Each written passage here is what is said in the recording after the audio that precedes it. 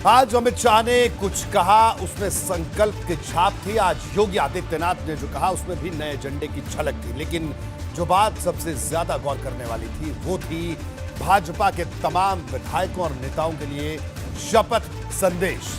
आखिर ये क्या था, अब आपको ये बताता हूं। जी हां, इसको समझिए। भाजपा की नई शपथ: जातिवादी राजनीति का चुनावी समीकरण ध्वस्त करना, विरोधियों को गरीब कल्याण के एजेंडे पर लाना, हिंदुत्व और विकास के मुद्दे के साथ संतुलन साधना, सांस्कृतिक राष्ट्रवाद को राजनीति का केंद्र बनाना, बेहिचक बड़े और ऐतिहासिक फैसले करना, संगठन के तपे तपाए नेताओं को आगे करना, संगठन का आक्रामक ढंग से निचले स्तर तक विस्तार करना, युवाओं को नई व्यवस्था की रीढ़ बनाना। भाजपा की नई शपथ यही थी और इसकी झलक गृह मंत्री अमित शाह के भाषण में साफ तौर पर नजर आई।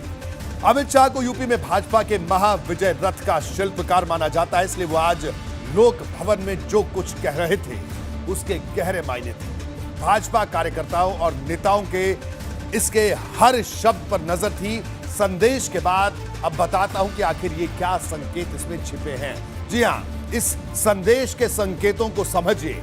कानून व्यवस्था पर इस बार भी सबसे ज्यादा फोकस, प्रशासन के राजनीतिकरण का पूरी तरह खात्मा करना और संगठित गिरोहों पर और तेजी से बुलडोजर चलाने की तरफ भी संकेत दिया है। गरीब कल्याण की बड़ी योजनाएं जारी रहेंगी, काम के आधार पर ही मिलेगा पद का इनाम और टीम वर्क पर होगा सबसे ज्यादा जोर। जमीन से जुड़े कार्यकर्ताओं को सबसे ज्यादा तरजीह दी जाएगी। ये बात भी अमित शाह के इस भाषण से जो संकेत मिलते हैं इससे साफ जाहिर होती है।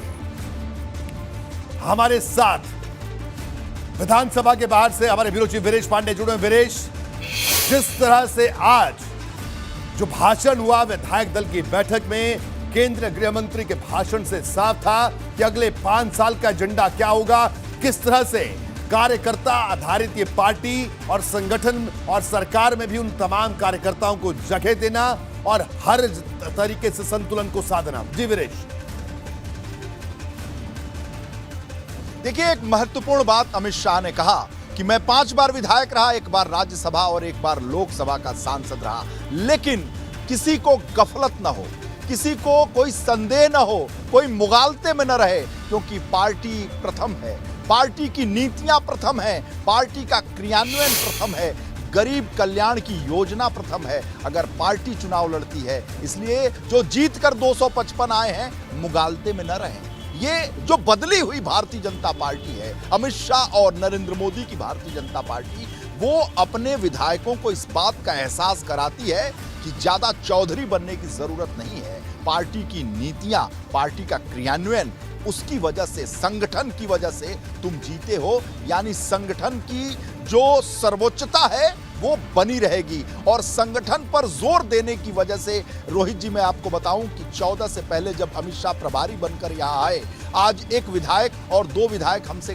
कल रात में कह रहे थे कि जब हम बूथ पर जाते थे पहले 14 से पहले, तो कार्यकर्ता नहीं होते थे, बस कहने को होता था कि बूथ मैनेजमेंट, बूथ मैनेजमेंट। लेकिन अमित शाह ने बूथ तक कार्यकर्ताओं को खड़ा किया, संगठन को खड़ा किया और शक्ति केंद्र बनाया, सेक्टर बनाया, तमाम तरह से बूथ पर मजबूत किया कार्यकर्ताओं को, भाजपा को, और उस संगठन पे जो मजबूती दी गई उसी वजह से ये सत्ता में हम आए। 14 में आए, 17 में आए, 19 में आए, 22 में आए। उन्होंने साफ संदेश दिया, साथ ही बोला कि जो राशन है, जन कल्याणकारी योजनाएं हैं, उनका ढंग से क्रियान्वयन योगी जी ने किया और माफियाओं पर, बुलडोजर शासन पर भी उन्होंने कहा कि इसका असर पड़ा है और ये जारी रहेगा।